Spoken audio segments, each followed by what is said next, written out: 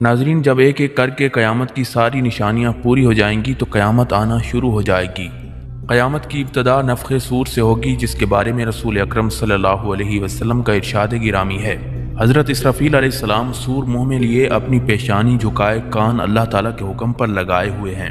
جیسے ہی اللہ تعالیٰ حکم دے گا وہ سور پھونکنا شروع کر دیں گے اور یوں قیامت کا آغاز ہو جائے گا۔ مسلم شریف کی ایک حدیث کے مطابق یہ جمعہ کا دن ہوگا۔ لوگ اپنے اپنے کاموں میں مشغول ہوں گے کہ اچانک مشرق و مغرب کے تمام لوگ ایک لمبی آواز سنیں گے جو آہستہ آہستہ اونچی ہوتی چلی جائے گی۔ اس نامانوس آواز کی ہولناکی اور سختی کی وجہ سے لوگوں میں اضطراب اور بے چینی پھیلنی شروع ہو جائے گی۔ جب سور کی آواز بجلی کی کڑک کی طرح شدت اختیار کر جائے گی تب لوگ مرنا شروع ہو جائیں گے۔ جو آدمی جہاں ہوگا وہیں گر پڑے گا۔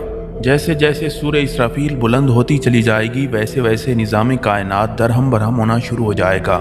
زمین آندھی میں ہچکولے کھانے والی قندیل کی طرح زلزلوں کی زد میں آ جائے گی۔ پہاڑ گرد و غبار بن کر اڑنے لگیں گے، سمندروں میں آگ بھڑک اٹھے گی، آسمان پھٹ جائے گا، سورج چاند اور ستارے بے نور ہو جائیں گے، تمام زیرو مخلوق انسان جن اور فرشتے فنا ہو جائیں گے، حتیٰ کہ ملک الموت حضرت اسرائیل علیہ السلام بھی اپنی روح اللہ تعالیٰ کے حوالے کر دیں گے۔ ہر جاندار اور غیر جاندار چیز فنا ہو جائے گی، صرف اللہ تبارک و تعالیٰ کی وحدہ لا شریک ذات باقی رہ جائے گی، اور اللہ تبارک و تعالیٰ کا یہ ارشاد پورا ہو جائے گا، ہر چیز جو اس زمین پر ہے فنا ہونے والی ہے اور صرف تیرے رب ذوالجلال والاکرام کی ذات ہی باقی رہنے والی ہے۔ پھر جب ہر چیز فنا ہو جائے گی تو اللہ سبحانہ و تعالیٰ اعلان فرمائے گا، دنیا میں جبار بننے والے کہاں ہیں؟ دنیا میں متکبر بننے والے کہاں ہیں؟ آج کے روز بادشاہی کس کی ہے؟ ایک طویل سناٹے کے بعد اللہ رب العزت خود ہی اس سوال کا جواب ارشاد فرمائیں گے، آج کے روز بادشاہی صرف اللہ قہار کی ہے۔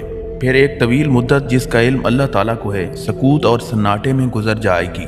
پھر جب اللہ تعالیٰ چاہیں گے نئے سرے سے آسمان، زمین اور فرشتوں کو پیدا فرمائیں گے۔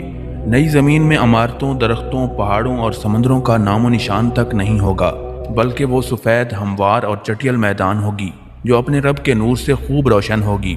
انسانوں کو دوبارہ پیدا کرنے کے لیے آسمان سے ایک بارش نازل ہوگی جس کے نتیجے میں ہر انسان کی ریڑھ کی ہڈی سے پورا انسانی ڈھانچہ تیار ہو جائے گا اور اس پر گوشت بھی چڑھا دیا جائے گا۔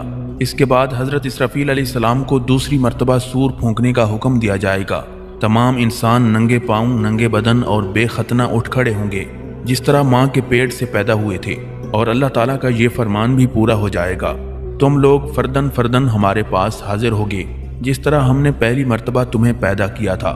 سب سے پہلے نبی اکرم صلی اللہ علیہ وسلم اپنی قبر مبارک سے اٹھیں گے، پھر حضرت عیسیٰ علیہ السلام اور دیگر انبیاء کرام زندہ ہوں گے، اس کے بعد پھر شہداء، صلحاء، فضلاء اور اہل ایمان اٹھیں گے، پھر فساق، فجار اور پھر کفار و مشرکین اپنی قبروں سے اٹھ کھڑے ہوں گے۔ قبروں سے کافر، مشرک، فاسق اور فاجر لوگ اپنے اپنے اعمال کے مطابق اٹھیں گے، کوئی اندھا، کوئی بہرا، کوئی لنگڑا، کوئی چیونٹی کی شکل میں اور کوئی سر کے بل اٹھے گا۔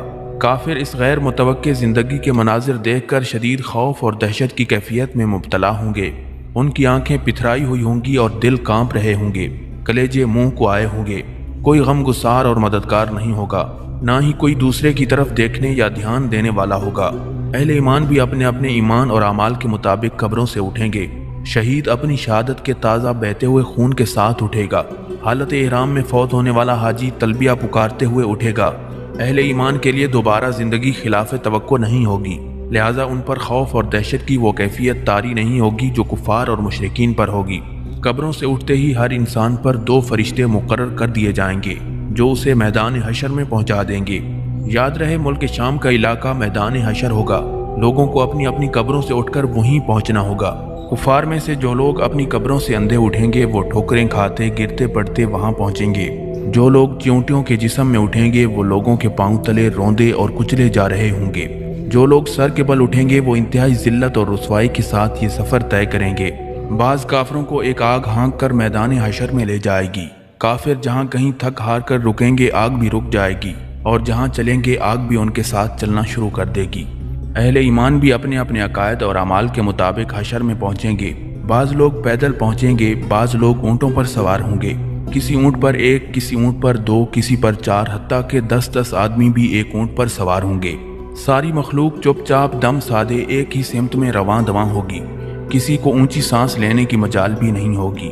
ہر آدمی کو احساس ہوگا کہ آج امتحان زندگی کا نتیجہ نکلنے والا ہے۔ جب ساری مخلوق میدان حشر میں پہنچ جائے گی تو اعلان کیا جائے گا، مجرموں آج کے روز تم نیک لوگوں سے الگ ہو جاؤ۔ یہ سن کر سب لوگ الگ الگ گروہوں میں تقسیم کر دیے جائیں گے۔